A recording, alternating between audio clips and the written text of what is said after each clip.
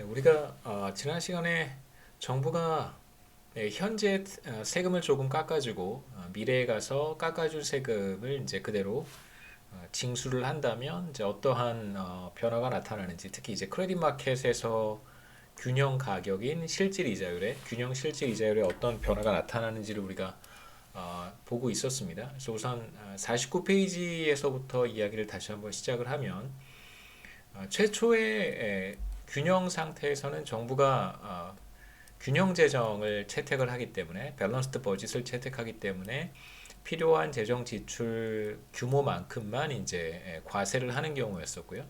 지금 우리가 정책의 변화가 도입되었을 때는 그러니까 두 사람 생각하고 있습니다. 각 사람에게 이만큼의 세금을 현재 깎아주면 이제 다음 기가 되어서는 1 플러스 R의 델타 타우만큼씩 각 사람에게 초과로 징수를 해야 되는 경우를 보고 있습니다. 이 경우에 이제 어떤 결과를 우리가 도출을 했냐면,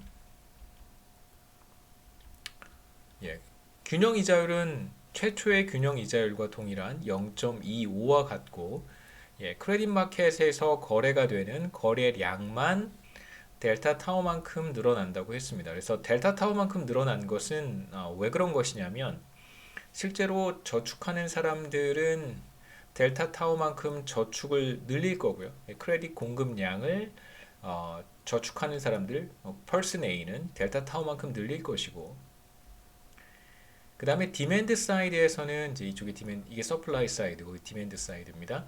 디맨드 사이드에서는 차입을 하는 사람들은 차입을 이제 좀 줄이겠죠. 왜냐하면 현재 소득이 조금 늘어났으니까 세금을 적게 내도 돼서, 그래서 차입을 줄일 것이고, 줄어든 차입이 바로 델타 타워만큼이고, 그 다음에 정부는 균형 재정을 채택하다가 현재 세금을 줄여주었기 때문에 필요한 재정 지출 규모만큼을 크레딧 마켓에 참여해서 조달을 해야 됩니다. 그 조달하고자 하는 금액의 크기가 바로 각 사람들에게 깎아주는 세금의 크기만큼일 테니까요. 그래서 결과적으로는 이제 균형 거래량이 델타 타워만큼 늘어난다라고 하는 것을 우리가 확인을 했습니다. 실질 이자율의 변화는 없고 균형 크레딧의 거래량만 늘어나는데, 이러한 변화를 우리가 개인의 의사결정에서도 동일하게 확인해 볼 수 있습니다. 그러니까 실제로 균형 이자율의 변화가 나타난 것은 아니기 때문에 순차적으로 랜더가 펄슨 A이고 바로우가 펄슨 B였었는데요. 그러니까 랜더의 경우에 의사결정이 어떻게 달라질 수 있는지, 그 다음에 바로어의 경우에 의사결정이 어떻게 달라질 수 있는지 살펴보고, 그 다음에 크레딧 마켓 전체에 나타나는 변화를 보도록 하겠습니다. 자, 우선 랜더의 경우에는 최초에, 그러니까 정부가 밸런스드 버짓을 채택하고 있을 때는 인다우먼트가 E0였었어요. 그래서 E0는 균형 재정을 채택하고 있을 때의 이야기입니다. 그래서 우리 뉴메리컬 이그젬플에 따르면 E0라고 하는 점은 어떤 점에 해당하냐면, 펄슨 A가 현재에도 20만큼의 세금을 내고 미래에도 20만큼의 세금을 내는 바로 그러한 점이고요.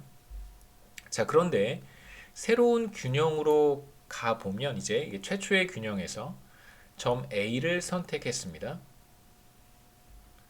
이 점 A는 이제 펄슨 A가 선택하는 소비점이고요. 자, 이 소비점은 바로 최초의 균형에 대응하는 소비점입니다. 정부가 균형 재정을 채택하고 있을 때, 그때의 크레딧 마켓에서 결정되는 균형 이자율이 R스타고요.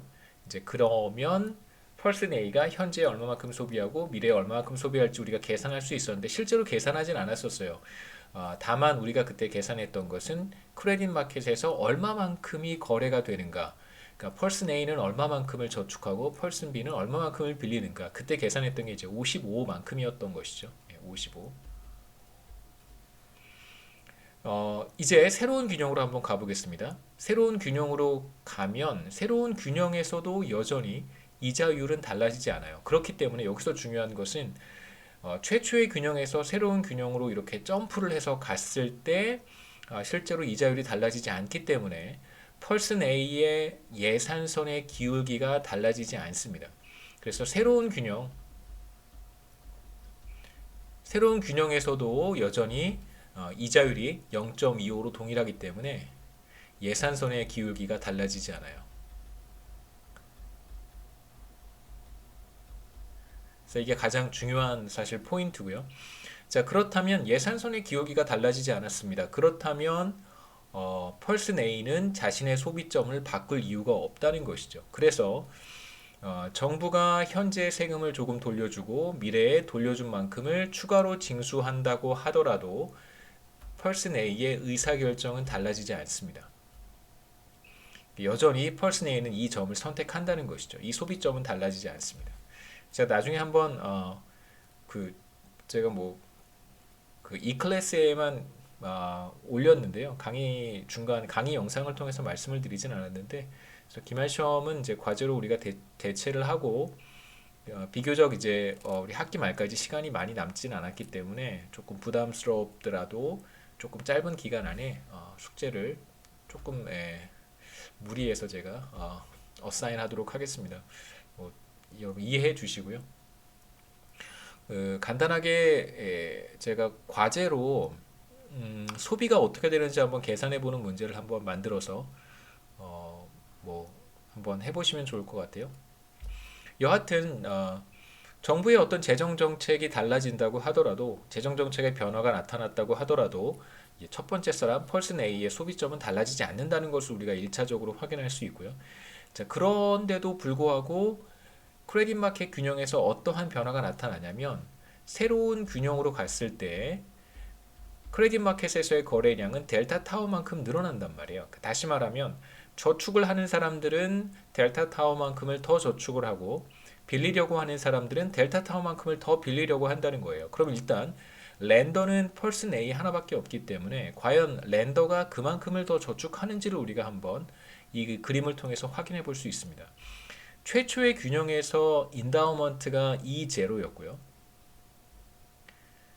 E0에서 이 사람이 현재 소득은 바로 Y-타우와 같았습니다.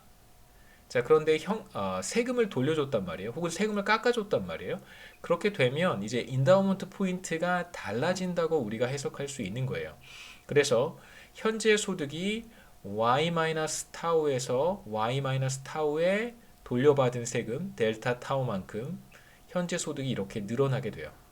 자, 반대로 미래 소득은 줄어들게 되겠죠. 현재 소득을 델타의 타우만큼 현재 소득은 늘어나지만 미래로 가게 되면 세금을 추가로 징수하기 때문에 이때 추가로 징수하는 세금은 바로 1 플러스 균형 이자율 곱하기 델타 타우가 되겠죠.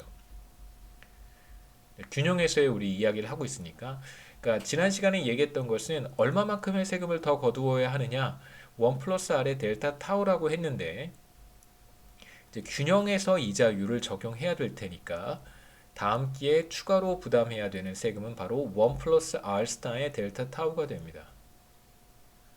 그래서 미래 소득은 원래 이만큼이었었는데 정부의 조세 정책이 달라지면서 미래 소득은 오히려 이만큼 떨어지게 되겠죠. 그래서 새로운 인다우먼트로 이동한다고 우리가 해석할 수 있어요. 그래서 정부의 재정 정책이 조세 정책이 달라지게 되면 펄슨 A의 최종 선택인 소비점에는 어떠한 변화도 나타나지 않지만 여전히 현재는 C 스타만큼 소비하고 미래에는 C 프라임 스타만큼 소비를 하고 있어요. 하지만 인다우먼트가 달라진 것이죠. 인다우먼트가 이제 E0에서 E1으로 달라진 거예요. 자, 그러면 이 사람의 저축이 달라진다는 것을 쉽게 확인할 수 있습니다. 자, 최초의 균형에서 이 사람은 얼마만큼을 저축을 하고 있었냐면 현재 소득에서 소비만큼의 차이니까요. 자, 이만큼을 저축을 하고 있었습니다. S0 스타만큼을 저축을 하고 있었던 거예요. 이게 바로 55만큼인 것이죠. 자, 그런데 인다우먼트 포인트가 달라졌어요. E1으로 달라졌습니다. 자, 그렇게 됐을 때 소비에는 어떠한 변화도 나타나지 않았기 때문에 현재 소득이 이제 Y-타우에서 Y-타우 플러스 돌려받은 세금만큼 현재 소득이 늘어났습니다. 그런데 소비는 여전히 C스타로 똑같아요. 늘어난 소득의 크기가 요만큼인데요. 현재 소득의 크기가 이게 바로 정확히 델타 타우 와 같겠죠.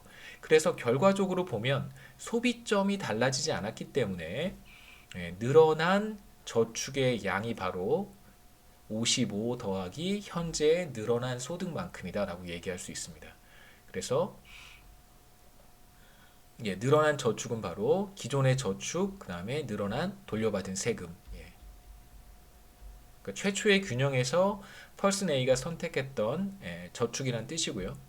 기존의 저축이 55고 여기에 돌려받은 현재 돌려받은 세금이겠죠.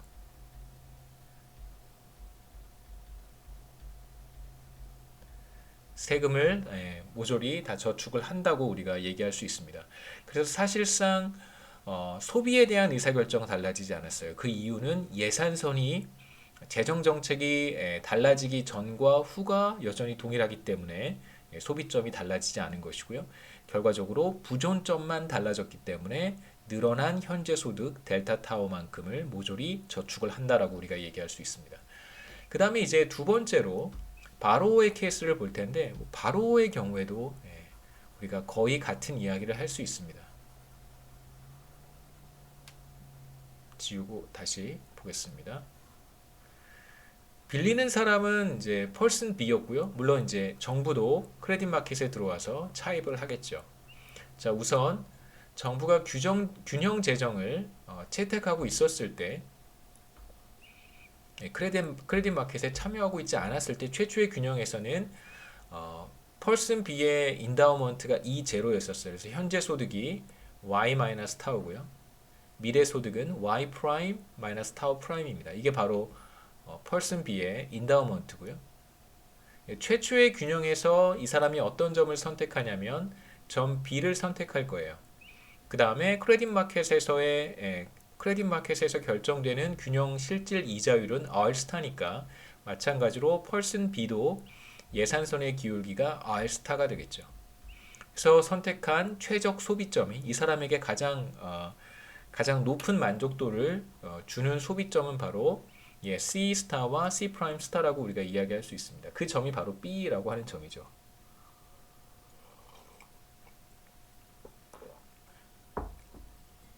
그래서 이 사람은 얼마만큼을 빌리는가 봤더니 바로 자신의 현재 소득과 자신의 현재 소비 요 차이만큼을 빌리는 거예요. 이만큼을 다 빌려서 현재 소비를 하고 미래가 되면 빌린 금액 이게 바로 55가 되겠죠. 최초의 균형에서는 정부가 없으니까 펄슨 A가 저축한 55를 그대로 펄슨 B가 빌려다가 쓰는 것입니다.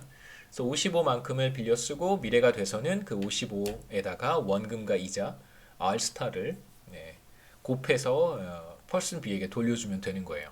뭐 우리는 그런 얘기는 하진 않지만 사실 금융중개기관 같은 게 있어서 그 중간에서 이제 뭐 미들맨 역할을 한다라고 얘기할 수 있겠죠.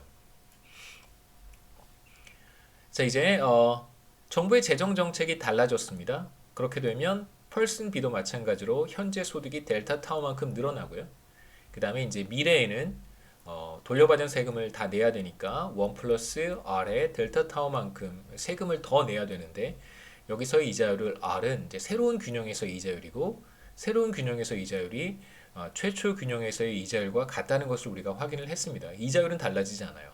그렇기 때문에 바로어의 경우, 펄슨 B의 경우에도 예산선의 기울기가 R스타로부터 달라지지 않습니다. R스타와 같겠죠.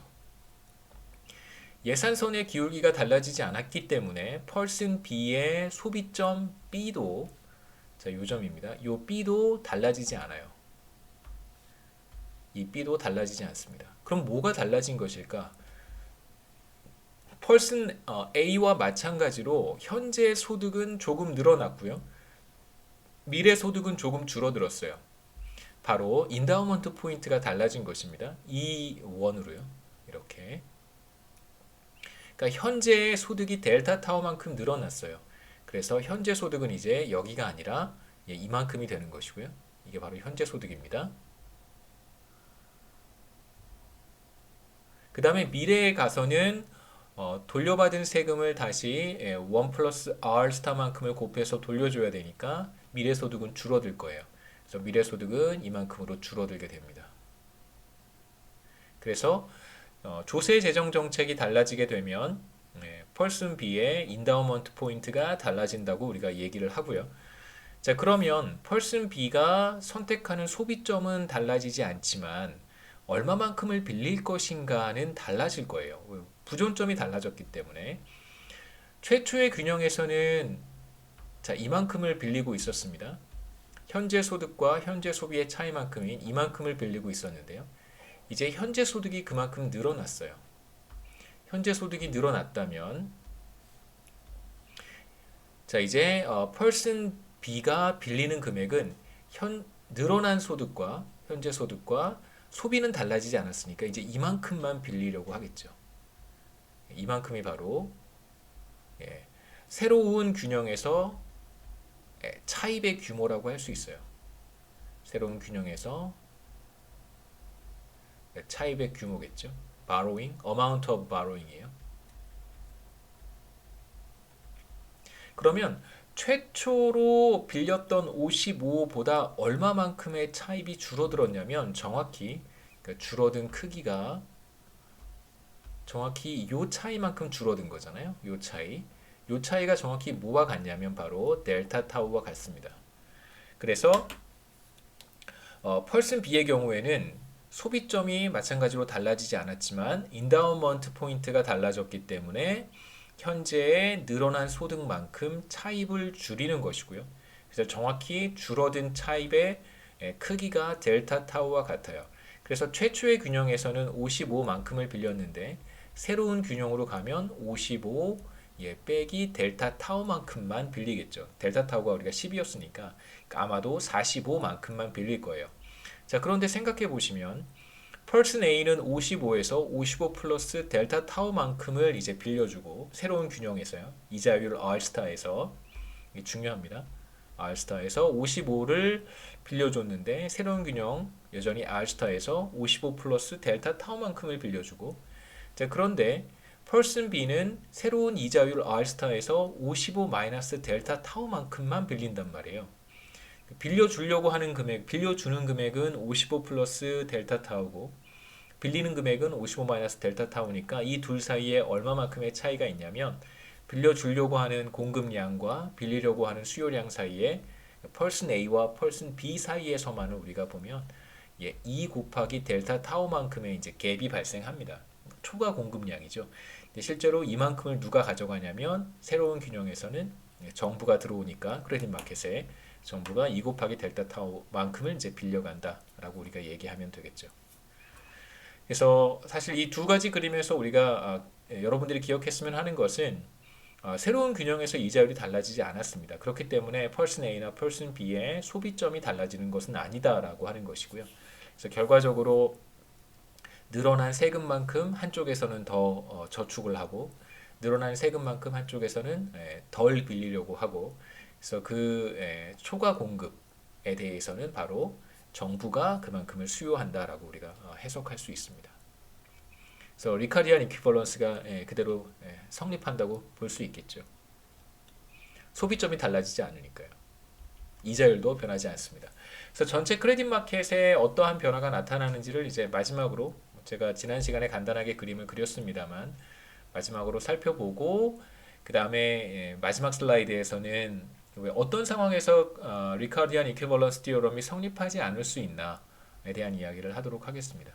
그래서 보시면 최초의 균형에서는 바로 이 점선과 같은 형태 이게 바로 최초 균형에서의 크레딧 디맨드 커브고 최초의 균형에서의 크레딧 서플라이 커브였었어요. 그래서 균형 이자율이 여기서 형성이 되겠죠. 자, 그런데 현재 정부가 세금을 조금 깎아주고 미래에 깎아준 세금만큼을 이제 회수한다고 한다면 그렇다면 저축을 하는 사람들 입장에서는 돌려받은 세금을 하나도 쓰지 않고 다 저축을 하는 거예요. 왜냐하면 미래에 더 많은 세금을 내야 하기 때문에 그래서 크레딧 서플라이 커브가 오른쪽으로 이동하는 것이고요. 그 다음에 이제 차입을 하는 사람 경우에는 미래로부터 계속해서 소득을 끌어당겨 와서 소비를 하는 사람인데 정부가 그 역할을 사실상 대신 해주는 거잖아요. 미래의 소득을 끌어당겨 올 필요가 없이 정부가 대신 미래 세금을 조금 더 걷고 현재 세금을 좀 적게 걷는 거예요. 이제 그렇다면 이 사람은 그만큼 정부가 깎아준 세금만큼을 더 많이 그 빌려올 필요가 없을 테니까 그만큼 차입을 줄일 거예요. 그래서 디맨드 커브는 왼쪽으로 이렇게 이동합니다. 근데 여기에서 사실 이야기가 끝나는 것은 아니고요. 새로운 균형으로 가게 되면 정부가 조세 재정 정책을 바꾸게 되면 정부도 크레딧 마켓의 디맨드 사이드로 들어가기 때문에 정부의 참여로 인해서 크레딧 디맨드가 그러니까 크레딧에 대한 수요량이 2 곱하기 델타 타워만큼 늘어나겠죠. 그래서 균형이 사실상 여기에서 결정되는 것은 아니고요.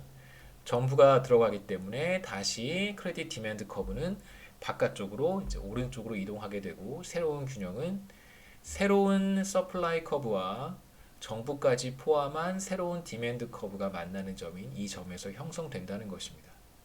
그래서 이동하는 이 간격이 정확히 똑같겠죠. 오른쪽으로 델타 타워만큼, 디맨드 커브는 왼쪽으로 델타 타워만큼, 그 다음에 정부가 들어가면 2 곱하기 델타 타워만큼 이동해서 새로운 균형에서의 실질 이자율은 최초의 균형과 동일하고 다만 차이점이 있다면 최초의 균형보다 얼마만큼 크레딧 거래량이 늘어나냐면 이 곡선의 이 간격이 정확히 세금 깎아준 금액의 크기만큼이니까 델타 타워만큼 신용 거래가 늘어난다라고 우리가 얘기할 수 있습니다. 이제 마지막으로 리카르디안 이퀴벌런스 디오럼이 이제 사실 현실에서 성립할 때도 있지만 성립하지 않는 상황들도 우리가 자주 직면하게 되는데 어떠한 경우에 성립하지 않을까 몇 가지로 우리가 정리해서 생각해 볼 수 있습니다. 첫 번째는 지금 우리가 봤던 이그젬플은 펄슨 A도 세금을 델타만큼 깎아주고요. 펄슨 B도 세금을 델타만큼 깎아줬습니다. 그러니까 모두 다 똑같이 델타 타워만큼의 세금 감면 혜택을 받았고요. 미래가 되면 똑같이 1 플러스 R에 델타 타워만큼 추가로 세금을 더 내야 되는 상황이에요. 그런데 현실에서는 세금 감면 혜택을 받을 때 더 많은 혜택을 받는 사람이 있고 상대적으로 그 혜택이 적은 사람들이 있습니다. 그 다음에 이제 미래로 갔을 때 줄어든 세금만큼 똑같이 내야 될 수도 있지만 부담이 사람마다 조금씩 다를 거예요. 사람마다 어떤 조세 정책의 수혜 정도가 다르기 때문에 실제로 우리가 리카르디안 이퀴벌런스 디오럼이 현실에서도 똑같이 나타날 것이라고 예상하기는 어려울 수 있고요. 하지만 제 개인적인 생각으로는 그러니까 세금 감면의 정도가 사람마다 조금씩 다르다고 하더라도 저는 리카르디안 이퀴벌런스 디오럼에 미치는 영향은 그렇게 크지 않다고 개인적으로 생각을 합니다. 이게 개인적인 생각이고요. 두 번째는 물론 이제 첫 번째 이유 때문에 리카르디안 이퀴벌런스 디오럼이 현실에서 잘 나타나지 않을 수도 있다는 것이고 두 번째는 이건 좀 흥미로운 일이죠.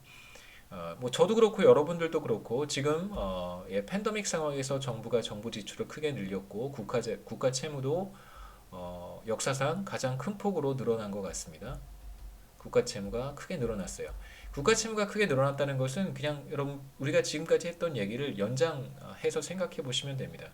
크레딧 마켓에 들어가서요. 정부가 재원 조달을 한 거예요. 다시 말하면 크레딧 디맨드 커브가 오른쪽으로 이동한 셈이 된 것이죠. 근데 지금 우리가 앞서 봤던 분석에서는 우리가 비교적 정교한 모형을 사용을 해서 리카르디안 이퀴벌런스에 대한 이야기를 했는데 정부가 재원 조달을 하고 세금을 감면하고 미래에 세금을 더 받고 이러한 얘기를 했는데 사실 가장 중요한 포인트는 뭐냐면 정부가 현재의 세금을 깎아주고 미래의 세금을 더 거두어 들였어요. 다시 말하면 세금 감면 수혜를 받은 사람들이 있어요. 세금 감면 수혜를 받은 사람들이 어떤 상황에 처하게 되냐면 받은 사람들이 죽기 전에 이 사람들이 죽기 전에 반드시 자신들이 받은 혜택을 다 뭐라고 할까요? 다 정부에 돌려주는 것이죠. 반드시 뭐라고 할까요? 정부에 돌려주는 그런 상황을 우리가 가정했습니다. 그러니까 델타 타워만큼 뭐 젊었을 때든 현재든 일어난 수혜를 받았다면 반드시 미래에 그것에 대한 대가를 지불하는 거예요. 그런데 과연 현실에서도 그럴까? 지금 정부가 국채 발행을 통해서 국가 채무를 많이 늘렸습니다. 그래서 실제로 많은 사람들이 수혜를 받았어요. 그런데 결과적으로 제가 죽기 전에 이러한 수혜를 반드시 정부에 돌려주어야 할까? 현실에서도 과연 그럴까? 그럴 수도 있고 그렇지 않을 수도 있습니다. 그러니까 특히 이제 우리가 보는 일본 같은 경우에 국가 채무 비율이 어마어마하단 말이에요. GDP의 200%에 육박하는 것으로 알고 있습니다. 미국 같은 경우도 마찬가지고요. 최근에 국가 채무가 엄청나게 많이 늘어났고 유럽도 마찬가지입니다. 이제 문제는 뭐냐면 국가가 어느 한 시점에서 어느 한 계층에 어느 한 그룹에 어느 한 세대라고 할 수 있겠죠. 어느 제너레이션에 상당한 수혜를 줬어요. 세금을 깎아주고 정부 지출을 크게 늘렸습니다. 근데 그렇다고 해서 그 세대가 소멸하기 전에 그 세대에게 그러한 혜택을 다시 회수할 수 있겠는가?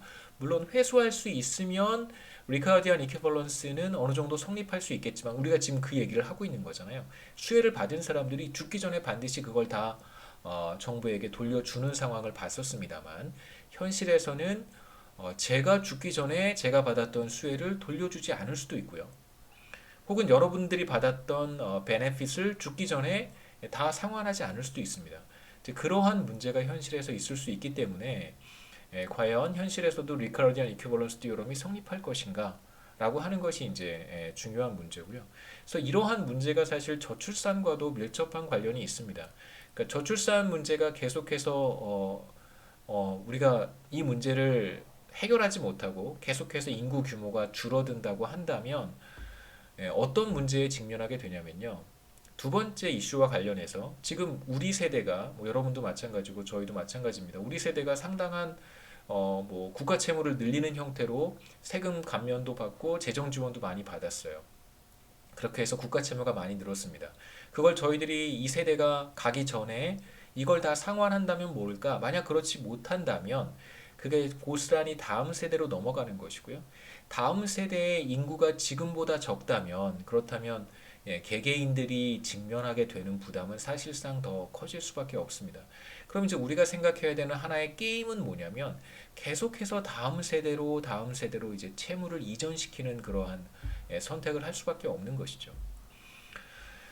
세 번째, 뭐 조금 우울한 이야기이기도 합니다만, 뭐 우리가 간과할 수는 없는 문제이긴 해요. 자, 세 번째는 우리가 앞서 봤듯이 모든 세금은 이제 럼섬 텍스였습니다.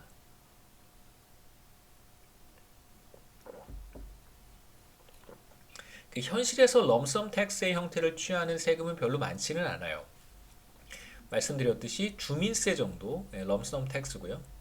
그러니까 뭐 세대별로, 가구별로 혹은 개인별로 뭐 소득과 상관없이, 뭐 소비 수준과 상관없이 재산을 얼마만큼 가지고 있는가와 상관없이 이제 일정하게 내는 세금이 이제 럼섬 텍스인데요. 실제로 소득세도 그렇고 뭐 재산세도 그렇고 뭐 여러 가지 세금들이 있습니다만 뭐 크게 이제 우리가 소득세와 재산세 정도만 한번 생각해 보죠. 제가 되게 스트럭을 하고 있는 세금 소득세는 소득이 많은 사람들이 더 많이 내게 되어 있어요. 그러니까 소득세는 기본적으로 세율에 따라서 내는 세금인데 누진적 조세 제도를 채택하고 있기 때문에 소득 수준이 뭐 요 정도 구간에 있으면 뭐 세율이 몇 퍼센트, 그거보다 소득 구간이 넘어서게 되면 세율이 조금 더 높아집니다. 그래서 일정한 세율로 세금을 부과하는 것이 아니라 소득세의 경우에는 이제 세율이 소득 구간에 따라서 상승하기 때문에 이제 누진적 세제라고 우리가 이야기를 하고요. 재산세 같은 경우에도 마찬가지입니다. 뭐 집이 있으면 뭐 얼마의 세금을 내는 것이 아니라 자산 가치에 비례해서 세율이 부과가 되기 세금이 부과되기 때문에요. 재산세도 사실상 럼섬 텍스라고 보기 어렵습니다. 그러니까 현실에서 우리가 부담하게 되는 세금이라고 하는 것이 이러한 럼섬 텍스의 형태를 취하지는 않기 때문에 그러니까 리커디안 이퀴벌런스 디오럼이 그대로 적용된다라고 보기는 어려울 수 있고요. 네 번째는 우리가 이제 챕터 10에서 이야기하려고 하는 크레딧 마켓의 불안전성과 밀접한 관련이 있습니다. 크레딧 마켓이 퍼펙트하다, 완전한 시장이다. 그럼 불완전한 시장은 뭐고, 완전한 시장은 무엇인가? 이런 질문을 한번 해봐야 되는데요. 대표적으로 크레딧 마켓의 불완전성이라고 한다면 우리가 뭐 10장에서 이야기를 하겠습니다만 크게 두 가지를 생각해 볼 수 있어요. 그 첫 번째는 우리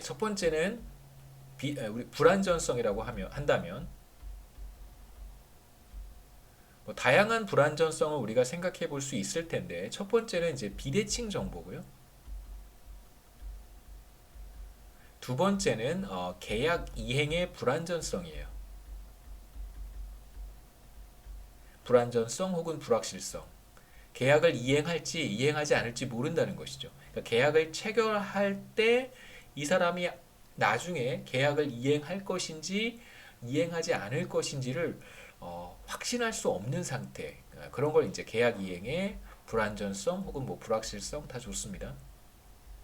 이라고 부르는데 첫 번째 이제 비대칭 정보라고 하는 것은 크레딧 마켓 관점에서의 비대칭 정보라고 하는 것은 어떤 거냐면요. 실제로 은행을 한번 우리가 사실 은행에 대한 이야기를 하진 않았습니다만 빌려주는 사람과 빌리는 사람 person A와 person B에 대한 이야기만 했었잖아요. 만약에 이제 그 중간에 금융기관이 존재한다면 빌리는 사람은 금융기관을 통해서 이제 빌리게 되어 있어요. 근데 금융기관은 빌리려고 하는 사람이 좋은 사람인지 아니면 나쁜 사람인지 구분하기가 어렵습니다. 물론 이제 뭐 여러 가지 신용 점수라든가 그 사람의 뭐 크레딧 히스토리라든가 이런 것들을 평가해서 뭐 좋은 사람인지 나쁜 사람인지 그 좋은 사람이라는 뜻은 이 사람이 for sure 빌린 돈을 갚을 것인지 나쁜 사람인지라고 하는 뜻은 이 사람이 디폴트를 할 것인지 그러니까 돈을 떼먹을 것인지 이 둘을 어느 정도 구분할 수 있는데요. 완벽하게 구분하기는 어렵습니다. 그래서 돈을 빌리려고 하는 사람이 정말 빌린 돈을 갚을 사람인지 아니면 떼어먹을 사람인지를 구분하는 것이 사실 쉽지 않다는 거예요. 근데 물론 본인은 알고 있겠죠. 본인은 빌리는 사람 본인은 person B에 해당하는 사람은 자신이 정직한 사람인지 혹은 좋은 사람인지 아니면 돈을 떼어먹는 나쁜 사람인지는 본인은 알고 있습니다. 하지만 빌려주는 사람 혹은 금융기관 입장에서는 알 수 없기 때문에 한쪽은 그 특성에 대한 정보를 가지고 있지만 다른 한쪽은 그 특성에 대한 정보를 가지고 있지 않을 때 우린 이럴 때 이제 비대칭 정보, asymmetric information이라고 이야기를 하고요. 금융시장에서는 이러한 현상이 나타날 수 있습니다. 그래서 그러한 경우 그 신용 정도를 파악할 수 없어서 사실 금융기관들은 대출 금리를 조금 높게 책정을 하는 것이죠. 그게 바로 이제 금융시장의 혹은 크레딧 마켓의 불완전성이라고 얘기를 합니다. 첫 번째 사례고요. 두 번째 사례는 계약 이행의 불완전성인데 이건 이제 우리가 10장에서 다 볼 것입니다. 리미티드 커밋먼트라고 이야기를 하는데 계약을 할 때는 돈을 빌리는 사람이 계약을 할 때는 당연히 갚겠다고 하고 계약을 하죠. 대출 계약을 할 때 그 뭐 주택담보대출이든 뭐 아니면 신용대출이든 마이너스 통장이든 물론 이제 불이익은 있습니다만 계약을 맺는 상황에서 돈을 빌리는 모든 사람들이 계약을 할 때 다 언제까지 갚기로 하고 약정 이자율은 금리는 몇 퍼센트고 이런 거 다 이제 다 알고 그 계약서 같은 거를 쓰는 거잖아요. 입장을 바꿔서 생각해도 여러분이 무슨 정기 예금이라든가 금융상품에 가입할 때도 사실상 여러분이 빌려주는 입장이고 금융기관이 빌리는 입장이란 말이에요. 일종의 이제 약정서 같은 것을 다 작성을 합니다. 근데 뭐 옵티머스 사태 같은 게 다 그런 거 아니겠어요? 빌릴 때 마치 꼭 빌리는 시점에서는 그러니까 투자자를 유치하는 그 시점에서는 다 뭐 이자율 약정 이자율에다가 뭐 원금 다 상환할 것처럼 이야기를 하죠. 수익률 매우 높고 다 약속을 합니다. 그런데 막상 계약을 이행해야 되는 시점이 도래했을 때, 뭐 1년 뒤든 2년 뒤든 3년 뒤든 그 시점이 도래했을 때 이행하지 않을 수도 있어요. 그 옵티머스 사태가 다 그런 것들이잖아요. 금융기관 입장에서 그러한 행태를 저지를 수도 있습니다. 그게 바로 계약 이행의 불완전성이에요. 계약을 맺을 당시에는 다 이행하겠다고 약속하지만 막상 그 시점이 도래했을 때는 그렇지 않을 수도 있다는 것입니다. 그러니까 실제로 이게 이제 금융시장의 가장 큰 문제라고 할 수 있겠죠. 지금 우리가 당면하고 있는 정치적 문제, 사회적 문제, 경제적 문제이기도 하고요. 그러니까 이제 우리가 경악을 금치 못하는 것은 과연 그들이 누구이기에 이렇게 그 진짜 아무것도 두려워하지 않고 계약을 이행하지 않을 수 있을까? 이게 사실 경악스러운 거죠, 그렇죠? 여기까지가 9장의 이야기고요. 10장으로 다음 동영상 클립에서 10장으로 넘어가겠습니다.